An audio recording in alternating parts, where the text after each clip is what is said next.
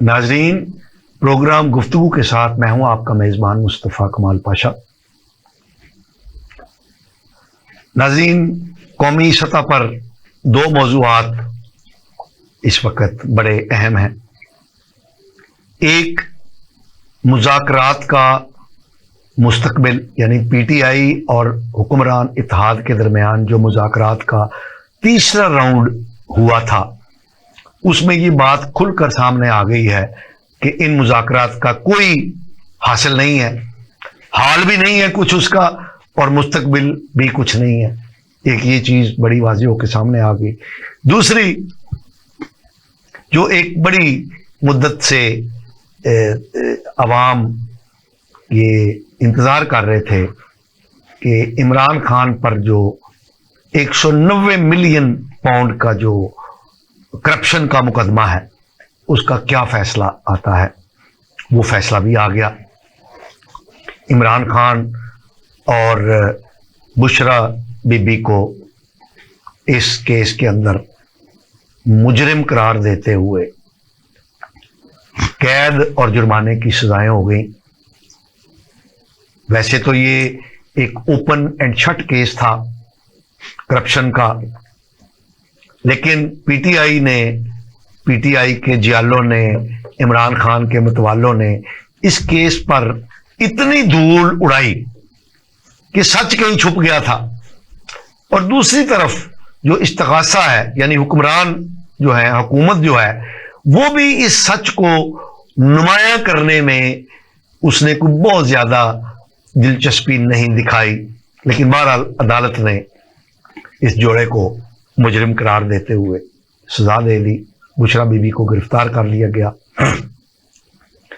इन दोनों मौजूआत पर गुफ्तगू करने के लिए हमने आज दो मुस्तनद शख्सियात को अपने प्रोग्राम में दावत दी है।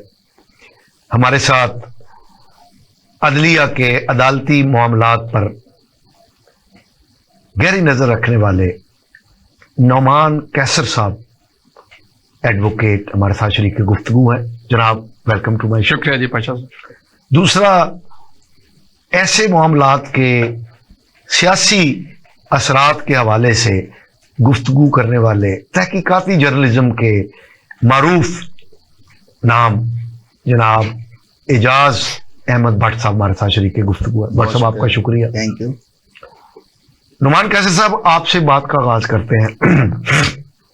ये जो आज फैसला आया है, इस केस की जरा आसान जुबान में हमारे नाज़रीन को बताइए कि ये केस क्या था और अदालत ने जो फैसला दिया है ये क्या है। जी पाशा साहब, शुक्रिया मुझे इनवाइट करने का। देखिए, केस के कुछ हकाइक जो आमतौर पे लोग जानते हैं वो बड़े मुबहम हैं। तो मैं ज़रा चाहूँगा इधर से थोड़ा सा वक्त लेके, ताकि अवाम को बुनियादी हकाइक का इल्म हो, और फिर कुछ कानूनी भी उस पर पहलू हैं वो भी मैं आपके सामने गोश गुजार करूँगा इंशाल्लाह।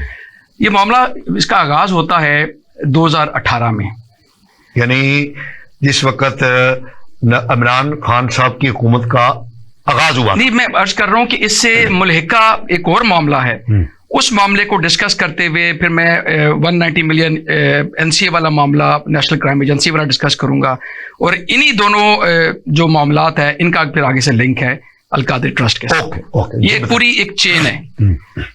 मई 2018 में supreme court of Pakistan led by justice Azmat Saeed sahab 3 member bench एक फैसला करता है, और उस फैसले में डिक्लेयर ये करता है कि एक ज़मीन का टुकड़ा तकरीबन 18,000 एकड़ के करीब बनता है, वो सिंध हुकूमत ने मली डेवलपमेंट अथॉरिटी को उसको ट्रांसफर की थी, और उसका मकसद, सिंध हुकूमत ने 18,000 एकड़ मलीर डेवलपमेंट अथॉरिटी को, एमडीए को ट्रांसफर की थी, और उसका मकसद ये था कि एक सस्टेनेबल हाउसिंग प्रोजेक्ट उस पर बनाया जाए। ओके।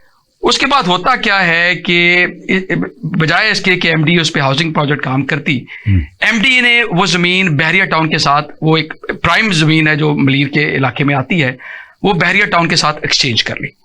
अच्छा, ओके। और जिस जमीन से एक्सचेंज किया गया उसकी इतनी ज्यादा वैल्यू नहीं थी, लेकिन बहरिया टाउन को जो जमीन दी गई, जो कि ओरिजिनली सिंध गवर्नमेंट ने एमडीओ को दी थी for construction of a housing project, वो उन्होंने बहरिया टाउन को दे दी। ओके, ठीक है, तो ये एक मिली भगत का मामला सुप्रीम कोर्ट के सामने आया। तो सुप्रीम कोर्ट ने मई 2018 में ये जो सारा प्रोसेस था, जो जमीन ट्रांसफर की गई एमडीए से सिंध गवर्नमेंट से एमडीए को ओके। और एमडीए से बहरिया टाउन को, ओके, ये सारा का सारा प्रोसेस जो कि सपोजिटली कॉलोनाइजेशन एक्ट 1912 ओके। उसके तहत किया गया था, सारे प्रोसेस को उन्होंने कलअदम करार दे दिया। Null and void, void. Okay, ठीक है। उसके बाद ये मामला चलता है, इंप्लीमेंटेशन के मामला चलते हैं। तो 2019 में मार्च 2019 में सुप्रीम कोर्ट का बेंच बहरिया टाउन की तरफ से ऑफर आती है कि जो सारी ये मामला है, आप जमीन वापस करने जा रहे हैं, इससे तो बड़ा नुकसान होगा, हम तो कंस्ट्रक्शन शुरू कर चुके हुए हैं, लोगों को आगे अलॉटमेंट्स कर चुके हुए हैं। तो बहरिया टाउन ने ऑफर की कि हम 450 का लफ्ज पहले आया, 460 बाद में हुआ, 450 बिलियन रुपीस सेटलमेंट के लिए हम तैयार हैं, वो जो जमीन हमने ली है। ओके, यानी वो जमीन हमारे पास रहे जो एमडीए ने उनको दी है, हाँ। और 450 अरब रुपया हम सेटलमेंट के तौर पे हुकूमत को देंगे। वो बाद में सुप्रीम कोर्ट ने ऑर्डर में उस पे 460 बिलियन का लिखा, वो 10 बिलियन उसमें ऐड करके, और तय ये हुआ कि ये 7 साल का अरसा 2019 से 2026 तक इसमें की सारी अमाउंट 460 अरब रुपया मलक रियाज साहब हुकूमत नहीं, ये अकाउंट बना दिया गया रजिस्ट्रार, सुप्रीम कोर्ट का जो अकाउंट ऑलरेडी है उस अकाउंट में सुप्रीम कोर्ट ने कहा कि आप जमा करें। सिंध गवर्नमेंट ने आके अपनी प्ली ली कि ये पैसे हमें मिलने चाहिए। तो जस्टिस अजमत सईद साहब ने, मुझे आज भी याद है, मैंने अखबार में भी पढ़ा था कि उन्होंने कहा है कि अभी पैसे तो आए नहीं है, आप लड़ना पहले शुरू हो गए हैं। ठीक तो है, ये अकाउंट जो 460 अरब रुपए का है, हाँ। ये सुप्रीम कोर्ट में खुला, हाँ। कि ये मलक रियाज साहब इस अकाउंट में पैसे जमा कराएंगे, और ये कितने साल में? 7 साल। 7 साल, ठीक है। कुछ पैसे उन्होंने जमा कराया, कुछ फिर कोविड की वजह से उन्होंने एक्सक्यूज किए, कुछ बरल ये मामला सुप्रीम कोर्ट में मामला चलता जा रहा है। ओके। अब ये अकाउंट जो है, ये बड़े हमने जहन में रखना है कि अकाउंट है सुप्रीम कोर्ट रजिस्ट्रार का, जहां मलिक रियाज ने पैसे जमा कराने थे, जो उसने मलीर डेवलपमेंट अथॉरिटी से जमीन ली थी, उसकी सेटलमेंट के। इस दौरान एक दूसरा मामला स्टार्ट होता है बरतानिया में, मनी लॉन्ड्रिंग का केस मलिक रियाज साहब के खिलाफ। ये किस सन में, जरा सन बताते जाए। ये सर, ये भी 18 की, 18 की मलिक रियाज के खिलाफ एक केस चलता है मनी लॉन्ड्रिंग का नेशनल क्राइम एजेंसी बरतानिया में। वो इन्वेस्टिगेशन करती है, अदालत में मामला नहीं जाता, पहले ही सेटल हो जाता है उसमें। जो अच्छा, एक मिनट, हाँ जी, यानी अभी अदालत में नहीं गया मामला, एजेंसी ने तहकीकात की, यस, और उन्होंने कहा कि ये मनी लॉन्ड्रिंग का केस बन रहा है। ओके। अच्छा, इस दौरान कुछ चीजें, एक शहजाद अकबर साहब हुआ करते थे, एसेट रिकवरी यूनिट के जो इंचार्ज थे, इमरान खान साहब ने इनको बनाया था, उनका किरदार बड़ा नुमाया है। ये जो अल्टीमेटली सेटलमेंट नजर आएगी, और ये जो अभी ऑर्डर इशू किया गया है उसमें भी इसमें तफसीलन बात की गई है। तो शहजाद अकबर साहब ने इसमें अपना किरदार अदा किया। नहीं, पहले एनसीए में बताएं उन्होंने। मैं भी कर रहा हूँ, एनसीए के साथ उन्होंने नेगोशिएशन की। अब ये बड़ी ही इंटरेस्टिंग बात है कि नेगोशिएशन किस लिए की गई, वो मैं अभी आपको बताऊंगा उसकी वजह क्या थी।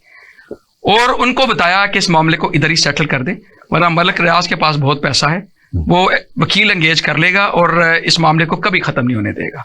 तो एक सर्टन अमाउंट सेटल की गई, 190 मिलियन, और ये तय हुआ कि ये गवर्नमेंट ऑफ पाकिस्तान को, क्योंकि एनसीए का काम ये है कि मनी लॉन्ड्रिंग और फाइनेंशियल क्राइम्स पे इन्वेस्टिगेट करती है, और जिस मुल्क से वो पैसे आए होते हैं फिर उस मुल्क को वापस भेजती है। ये उसका एक मकसद है। ओके।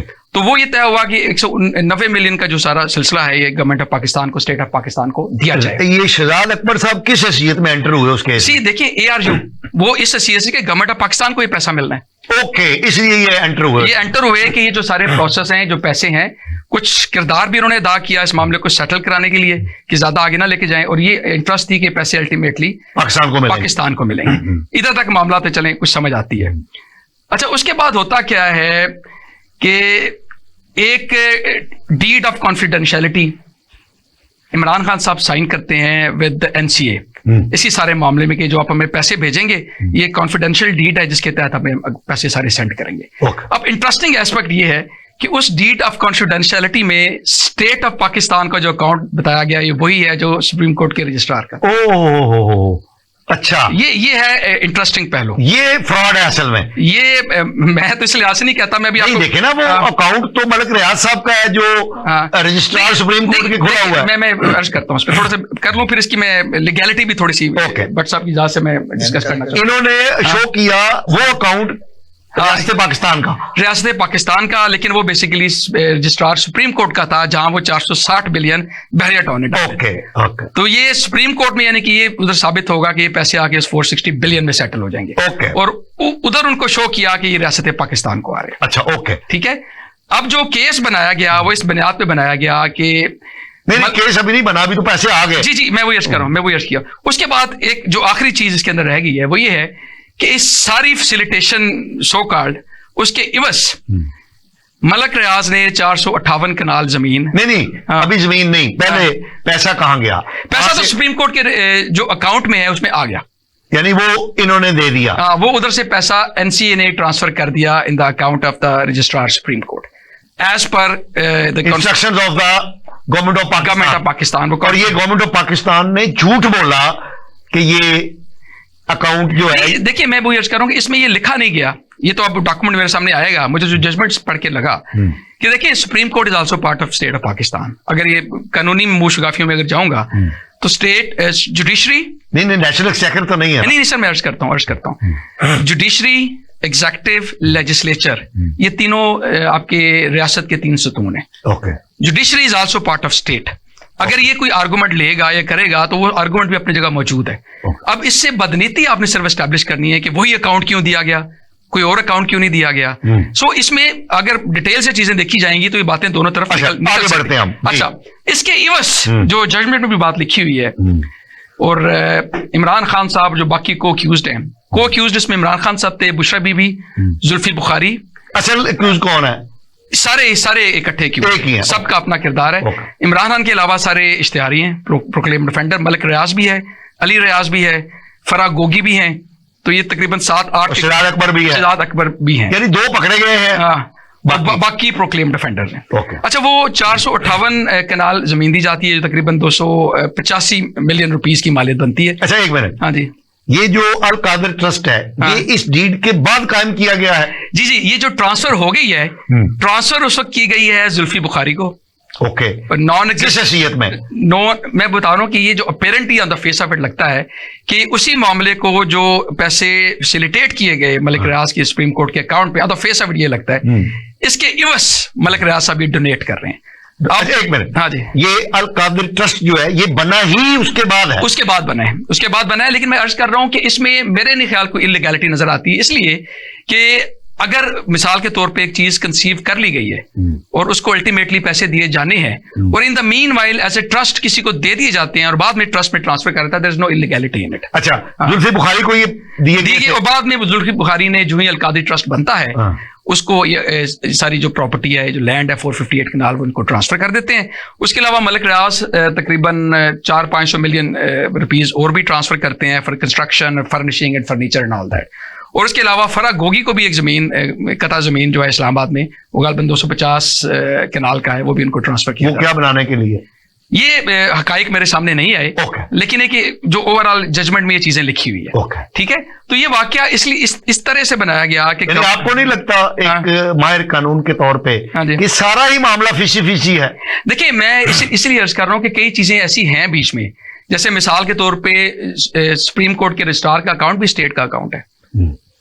ठीक है, अभी ऐसे दूसरा है कि मलिक रियाज अदरवाइज भी डोनेट कर सकता है प्रॉपर्टी, मलिक रियाज के पास तो कुछ नहीं है। लेकिन वो जो 190 मिलियन है वो रजिस्ट्रार के उस अकाउंट में गए हैं जिसमें वो एडजस्टमेंट होनी थी पैसों। मैं वही अर्ज कर रहा हूं कि रजिस्ट्रार का तो एक ही अकाउंट है, अगर वो चाहते तो गवर्नमेंट का कोई और अकाउंट भी ट्रांसफर कर सकते थे, लेकिन एक आर्गुमेंट की बात है कि जुडिशरी या सुप्रीम कोर्ट का जो अकाउंट है वो भी स्टेट ही का अकाउंट है। सो इसमें on the face of illegality, देखिए अगर आप बदनीति किसी को एट्रीब्यूट करते हैं ना, you have to establish it beyond any shadow of doubt. सिर्फ कह देने से बदनीति नहीं।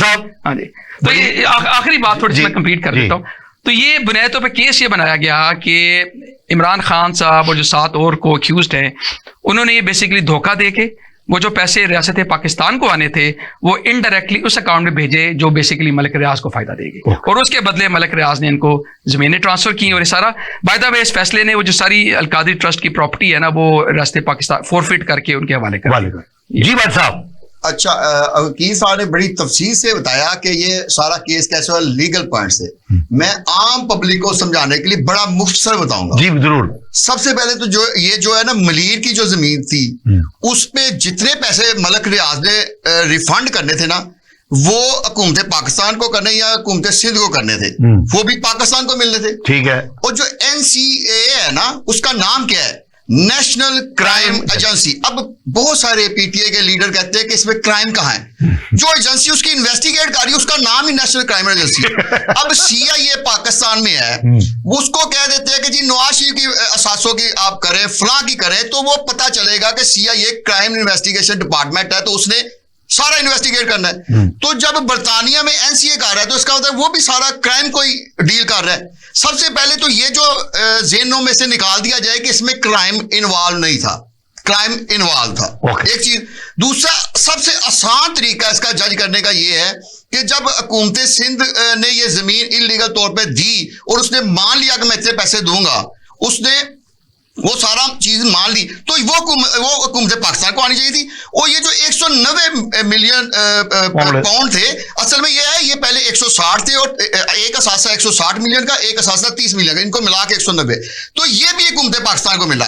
होना ये चाहिए था कि 190 मिलियन भी पाकिस्तान में आते और वो जो मलक रियाने का रकम थी डबल, उधर से भी 460 अरब, इधर से भी 190 मिलियन आया। किया गया फ्रॉड कि हम आपके वो 190 मिलियन इधर अदा कर देते हैं। अब बात तो ये होगी बादशाह साहब, आपकी एक फैक्ट्री है, उसका आपको टैक्स आया है 460 अरब रुपए, दूसरी फैक्ट्री उसका 190 मिलियन आया है। तो ये कौन होते हैं कि पाकिस्तान की हुकूमत को या पाकिस्तान के अदारों को जो रकम डबल मिलनी है उसको इधर से एडजस्ट करके उधर करके एक बंदे को फायदा देना।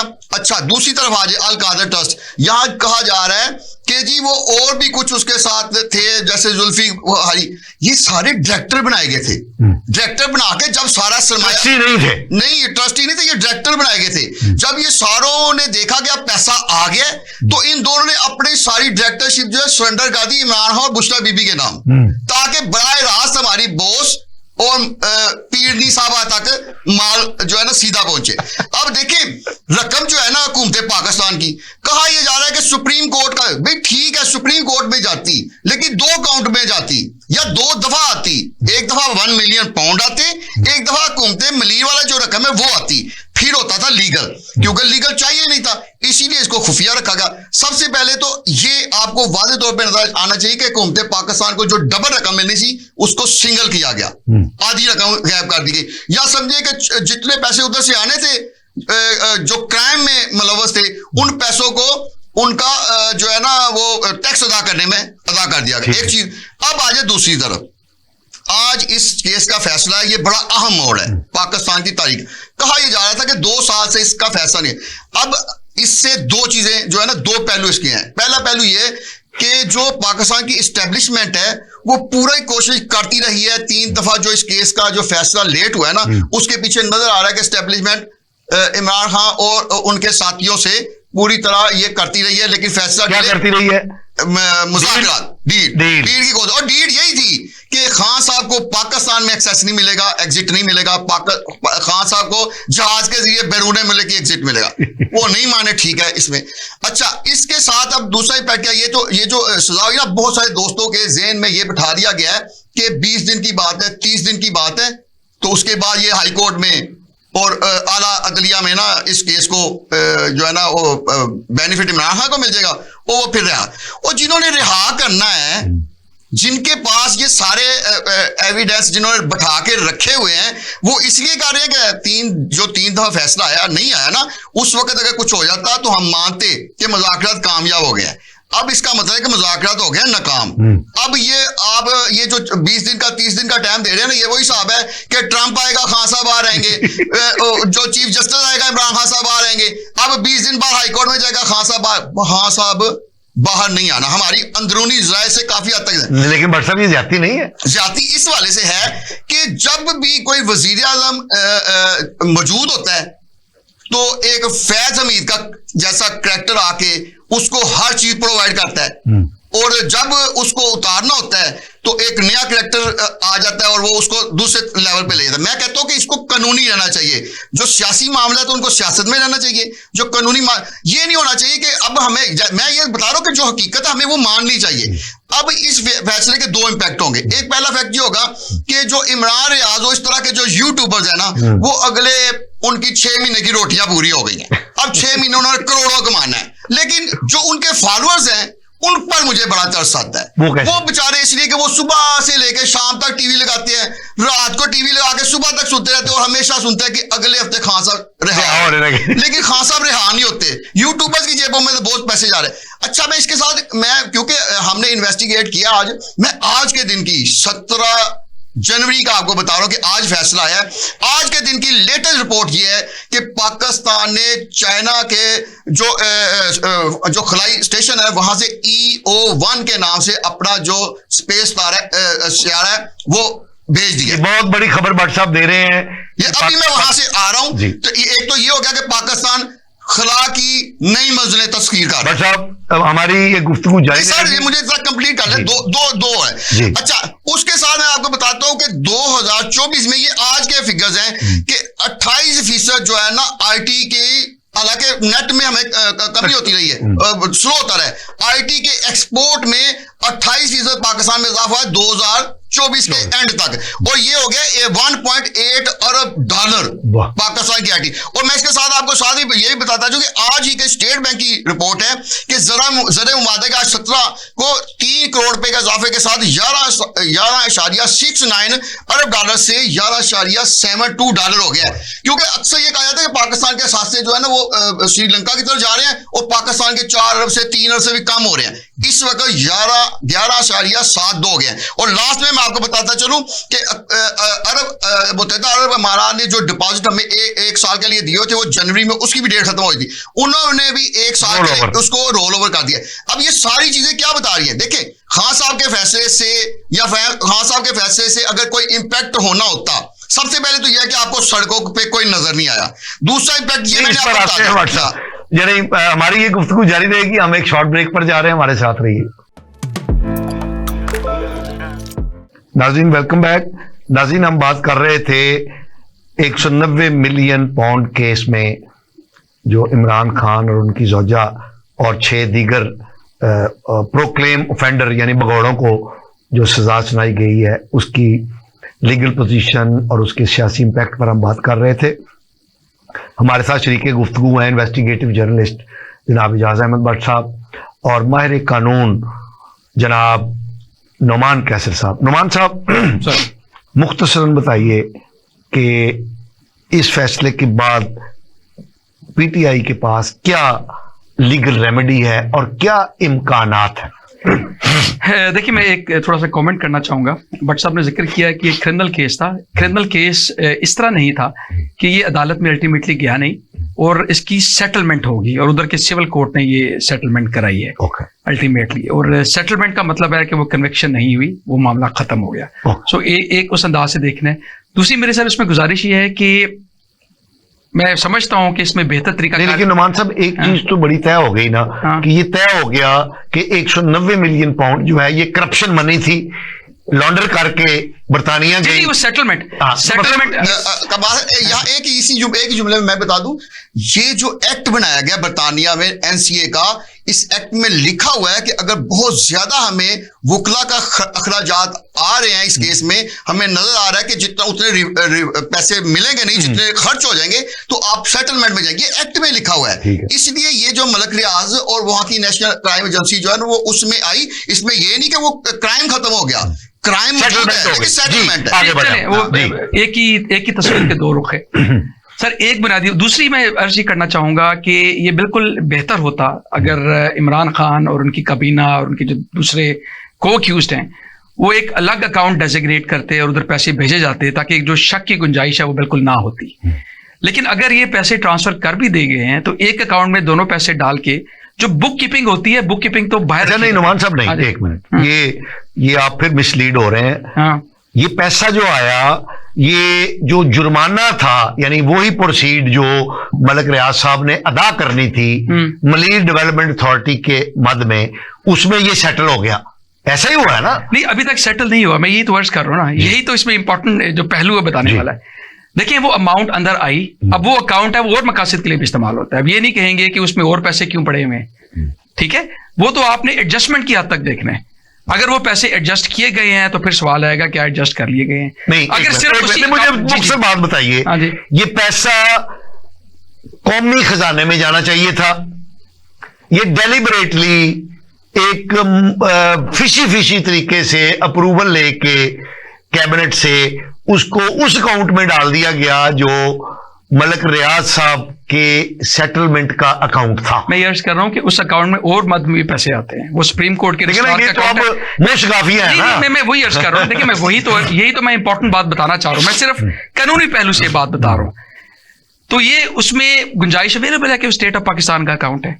अब अगर आपने उसको एडजस्ट नहीं भी किया, ठीक है, तो इस वक्त आप उस पर एडजस्टमेंट की जा सकती है। अच्छा मुझे ये बताइए कैसर साहब कि मैंने बिजली का बिल अदा करना है या मैंने FBR का टोकन टैक्स पे करना है गाड़ी का, तो मैं वो टोकन जो है उसकी पैसे जो है वो बिजली के अकाउंट में जमा करा दूं, और आप कहें कि यार वो है तो सरकारी अकाउंट ही ना, सरकार को पैसे गए ना, तो क्या ये जस्टिफिकेशन मानी जा सकती है? मैं जो मैंने टोकन टैक्स की मद में जमा कराने थे पैसे वो मैंने बिजली के बिल में जमा करा दिए। जो आपने तमसील दी है ना, इसका इससे ताल्लुक नहीं है। ये मुख्तलिफ इसलिए है कि उस अकाउंट में सुप्रीम कोर्ट के और सोर्सेज से भी पैसे आते हैं। खैर हम आगे बढ़ते हैं, अब आगे क्या आप देख रहे हैं? आगे अब सुप्रीम कोर्ट के, देखिए मैं एक इससे पहले एक छोटा सा कॉमेंट करना चाहूंगा। ये केस इतना भी कमजोर नहीं है जितना कि PTI के सपोर्टर्स सोशल मीडिया पे बयान कर रहे हैं, और ये इतना भी मजबूत नहीं है जितना हुकूमत ने इसका तासुर दिया है। ठीक है, ये ऐसे केसेस को हम 50-50 केसेस कहते हैं। ठीक है, तो इस ऐसे केसेस में अब देखें जो मैंने बातें की हैं, उसके अलावा और पॉइंट भी जब उनके वकला बैठेंगे तो और भी कानूनी मुश्किल को साल सवा साल मौका मिला ना PTI के, देखिए वो साबित नहीं कर सके। मैं अर्ज करता हूं कि अपील का मौका इसलिए दिया जाता है कि जजेस भी इंसान है और गलती हो सकती है। सो वो जो एविडेंस आ गया हुआ है, जो रिकॉर्ड पे हकायक आ गए हैं, उसी की बुनियाद पे लीगल पॉइंट पे ऊपर डिस्कशन की जा सकती है। ठीक है, आपको क्या नजर आ रहा है? इस्लामाबाद हाई कोर्ट में इनके पास बिल्कुल कुछ, मुझे लगता है कि ये फैसला सस्पेंड जरूर हो जाएगा। अल्टीमेटली फैसला क्या आता है बाद में वो फिर दलाइल पे इसका निसार होगा दोनों तरफ से पार्टियां, क्योंकि मैं समझता हूं कि 50-50 केस है। ओके बट साहब, इसके जो पॉलिटिकल असरात हैं, जो हुक्मरान या एंटी इमरान या एंटी PTI लोग जो बगले में जा रहे हैं, खुश हो रहे हैं, तो नुमान साहब की बात से तो मुझे लग रहा है कि जब अपील में जाएंगे PTI वाले तो वो फैसला जो भी हो, लेकिन फैसला सस्पेंड हो जाएगा, जैसे पहले भी। देखिए आपका तोशाखाना 2 है वो सस्पेंडेड है, ठीक है, उससे अलावा इस्लामाबाद हाई कोर्ट से आपका इद्दत वाला सेट असाइड हो चुका है, साइफर वाला सेट असाइड हो चुका हुआ है, तो एक नजीरे हमारे पास सामने मौजूद है। जी अब बताएं। अच्छा, मैं आपको बड़ी अहम बातचीत बताए थे, जो कहा जा रहा है ना कि वकील भी गलती कर सकते हैं, वकला भी गलती कर सकते हैं। 100 से ज्यादा पेशियां हुई हैं। 100 पेशी थोड़ी नहीं होती इस केस में जी। एक चीज, दूसरी चीज है कि ये जो अभी भी हम कह रहे हैं कि अल कादर ट्रस्ट के हवाले से जो 190 मिलियन रुपए आए हैं उसको हुकूमत पाकिस्तान को दे दिया जाए और मलक रियाज साहब को दोबारा से बुलाया जाए। सर वो ऑलरेडी सुप्रीम कोर्ट के अकाउंट में है। मेरी बात सुन लेना, ये तो आ गए ना एक मद में आ गए। अब वो जो 460 अरब रुपए है ना वो भी निकलवाए जाएं। वो मलक रियाज से निकलवाने चाहिए, मैं हक में उसके हक हम आपके या हमारे हक में होने से कुछ नहीं होता। मैं कह रहा हूं जो होना चाहिए, जो होगा, जो आप कहते हैं इम्पैक्ट क्या होगा। अच्छा वैसे नुमान साहब 460 जो FDA के वाले से उन्होंने देने कितने पैसे उन्होंने अदा किए हुए हैं? वो जो मेरे उसके मुताबिक तकरीबन 100 बिलियन के करीब है जो उन्होंने अदा कर दिया। मुझे अभी कंफर्म नहीं है, लेकिन इतनी अमाउंट हुई है। और ये उसकी लास्ट डेट थी 2025। अभी तो है, अभी ये तकरीबन दिसंबर 2026 तक है। 26 तक जी। अच्छा, उसका अगर 100 अरब उन्होंने दिया भी है तो अभी 360 अरब रहते हैं, लेकिन वो उनसे लेने के बजाय उनको दुबई में नया कारोबार शुरू करने का मौका दे दिया गया। ये किसने दिया? देखें, आम छोटा सा एक बंदा होता है ना, उसका 5000 का बिल नहीं आता तो मीटर काट जाते हैं। तो यहाँ देखे 360 अरब। और मैं जो है ना, हमें तो आना चाहिए पाकिस्तान पे। हम पाकिस्तान की सलामती चाहते हैं, पाकिस्तान की तरक्की चाहते हैं। पाकिस्तान की हुकूमत, पाकिस्तान और पाकिस्तानी अवाम का लूटा हुआ ये पैसा है, ये भी वापस होना चाहिए। जो अल कादर जो ट्रस्ट है ना, आप देखें नाम तो उसका अल कादर ट्रस्ट है और 4 साल में किसी को ट्रस्ट नहीं हुआ उस पर। क्यों नहीं हुआ कि 4 साल में सिर्फ 200 स्टूडेंट ने ट्रस्ट किया है। देखिए खान साहब का नाम होता है कि जी खान साहब ने ये जो है ना कैंसर अस्पताल बनाया, खान साहब ने फलां यूनिवर्सिटी बनाई। अल कादर ट्रस्ट भी तो उनकी सुपर मेसी में चल रहा था ना, तो उसमें 200 स्टूडेंट नहीं गए। क्यों नहीं गए? कि स्टूडेंट को शुरू से पता चल गया कि इसमें करप्शन का पहलू शामिल है। अच्छा, वैसे एक और बात है, मैं नाज़रीन को बता दूं कि ये जो अल कादर यूनिवर्सिटी है ये HEC के किसी रिकॉर्ड में यूनिवर्सिटी के तौर पे यूनिवर्सिटी से अप्रूवल लेना पड़ता है, उसके तहत इनके इम्तिहान वो नहीं है कहीं। और दूसरी मैं एक और आम चीज बताता हूं, चार्टर्ड यूनिवर्सिटी नहीं है ये। दूसरी एक आम चीज है कि अब तो ये क्योंकि वफाकी हुकूमत को सौंप दिया गया है, और जो आप यहाँ ये कहा जा रहा है कि हाई कोर्ट में और वहां जाके ये इसकी बहुत जल्द सेटलमेंट हो जाएगी। देखें जो कुछ पहले केसेस की हुई है, लेकिन ये एक टैक्टिक्स है, ये यहाँ में आपको इंसाफ का बोलबाला नहीं हो रहा। हमारे सारे वकला जो वो 2 हिस्सों में डिवाइड हुए हैं। आधे कह रहे हैं कि खान साहब को फंसाया जा रहा है, आधे कह रहे हैं कि नहीं खान साहब को दुरुस्त सजा दी है। मैं ये नहीं कहता, मैं कहता हूं कि अगर खान साहब की सजा वाकई बनती है तो दें। अगर वाकई वो पैसे कादर ट्रस्ट के हवाले से लिए गए हैं तो उसको भी वापस लें और उनको सजा भी दे, और अगर नहीं लिए तो उनको छोड़े। लेकिन नहीं, क्योंकि जिन लोगों ने देखे अदलिया पे लोगों ने एतबार किया और वकला ने इसकी पेशियां की, दोनों तरफ के जो वकला है वो ये नजर आ रहे हैं कि वो ये नहीं कर रहे कि इसमें हम कानून की हुक्मरानी को देखें।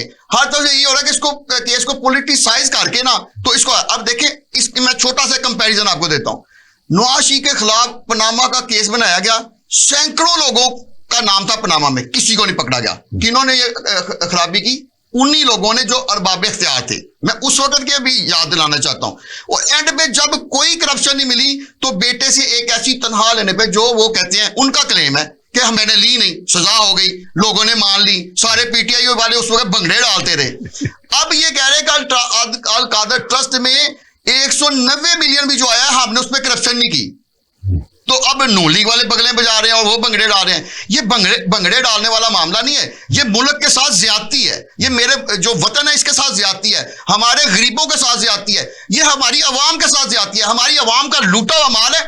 कभी ये नून लीग के नाम पे लूट लिया जाता है, कभी PTI के नाम पे लूट लिया जाता है, कभी इससे पहले के भी आप सरे महल के वाकया याद कर लें तो पीपल्स पार्टी के नाम पे लूट लिया जाता है। तो मैं एज ए जर्नलिस्ट, मुहब्बे वतन जर्नलिस्ट होने के तौर पे कहता हूं कि हमारे जो अरबाब इख्तियार, और खास तौर पे मैं एस्टेब्लिशमेंट से ये इल्तिजा करता हूं कि जो भी करप्शन करता है उसको पकड़ के वैसे टांगे जैसे ईरान में टांगा जाता था, और उस तरह टांग के, और ये सारी इनकी जेबों में से भी और इनके पेटों में से भी सारा पैसा जो कौम का वापस निकाला जाए, और फिर अवाम के सामने जो असल फैसले हैं वो लाए जाए कि इस बंदे ने ये करप्शन किया है। तब हम मानेंगे कि जो है ना मुल्क के मुस्तकबिल के लिए अच्छा हो रहा है। अच्छा भट्ट साहब, एक बात, क्या आप ये नहीं मानते कि इमरान खान इस वक्त और उनकी पार्टी इस वक्त पाकिस्तान की पॉपुलर तरीन पार्टी है?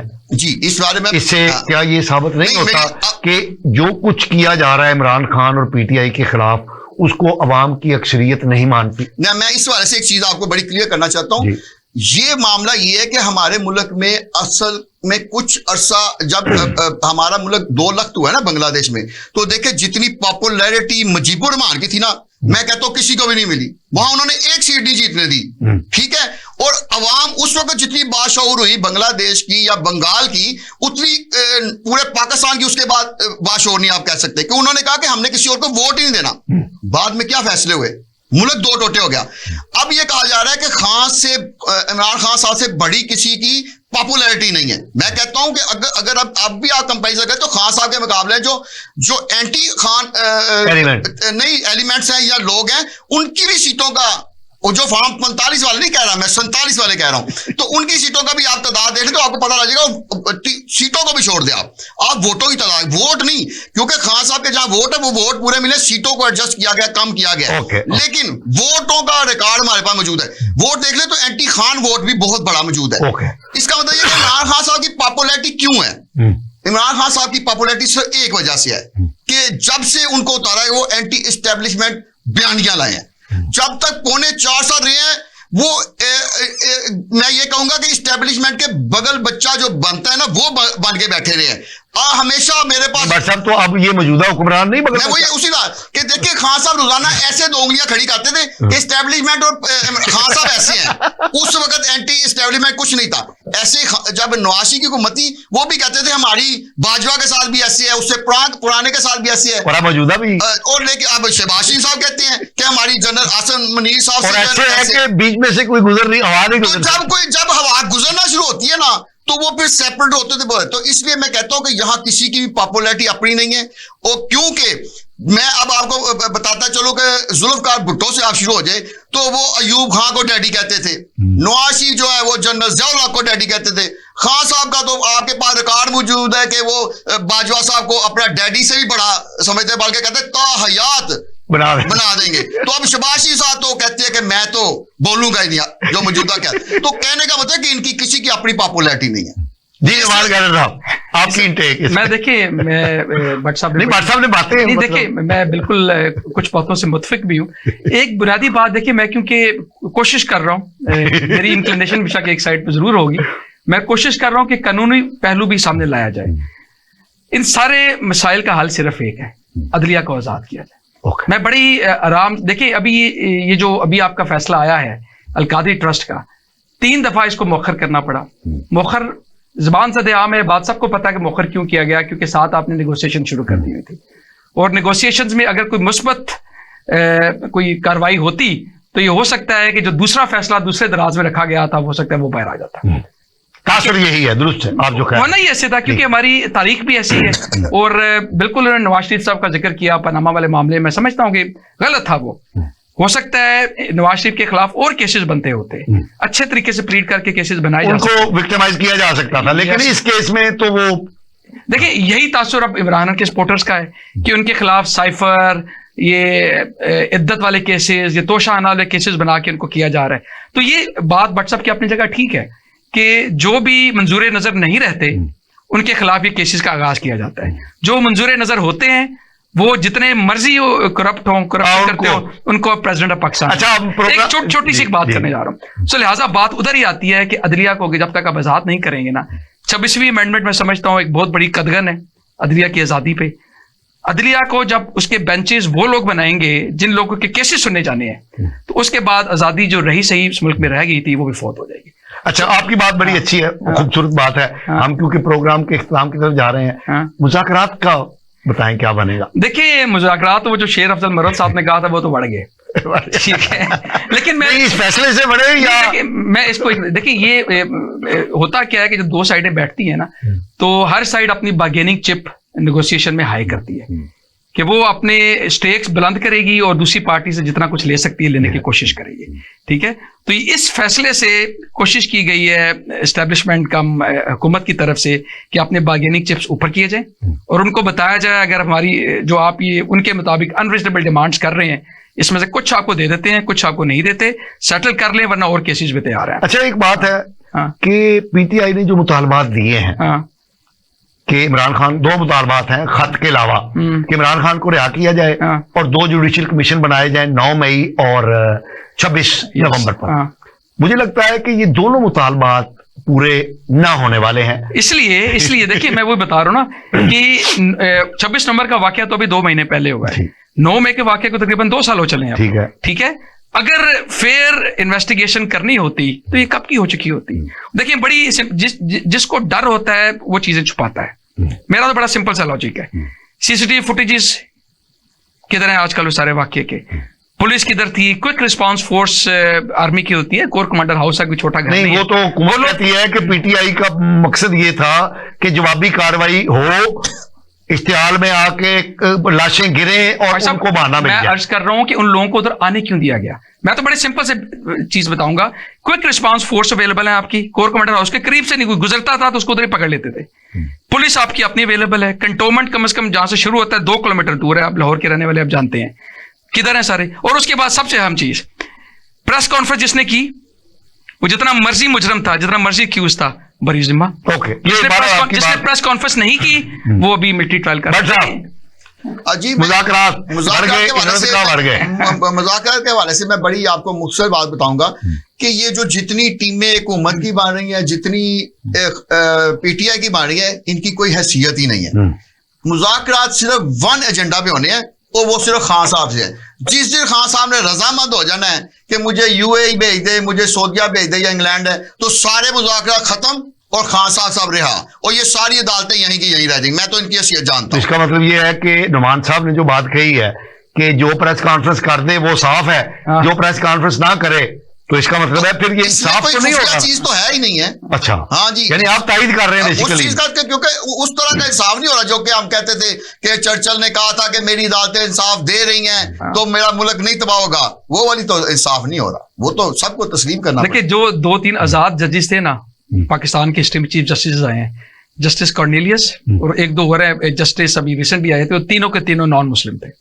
अब इससे बड़ी मैं बात क्या कर सकता हूँ। भगवान दास साहब, ये कॉर्नेलियस साहब और एक जज साहब बीच में, एक और चीफ जस्टिस, जी 3 थे टोटल। अच्छा, यहाँ एक लास्ट छोटा जुमला मैं बोल दूं, यही जो मली वाला केस है ना, ये 4 साल पेंडिंग पड़ा है क्योंकि इस बार 3 चीफ जस्टिस आए और उनको पूरा किया गया। किसकी तरह से किया गया?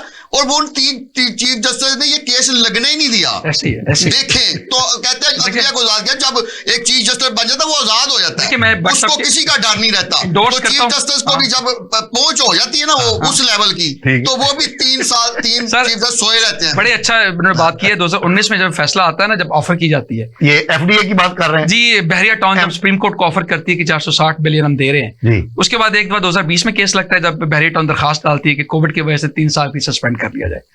फिर 2021 में एक दफा केस लगता है और उसके 2 साल बाद 2023 में लगता है। अब बाकी नाजरीन अक्लमंद है, वो समझते होंगे। जनाब नुमान कैसर साहब, जनाब इजाज अहमद भट्ट साहब, आपका बहुत बहुत शुक्रिया कि आपने एक बड़े अहम मौजू पर हमारे नाजरीन को अपनी माहिराना राय दी। नाजरीन, आपने हमारे माहिरीन की गुफ्तगू सुनी, हमें अपने फीडबैक से आगाह कीजिएगा। अगले प्रोग्राम तक के लिए अपने मेज़बान मुस्तफ़ा कमाल पाशा को इजाज़त दीजिए। अल्लाह ने के बाद।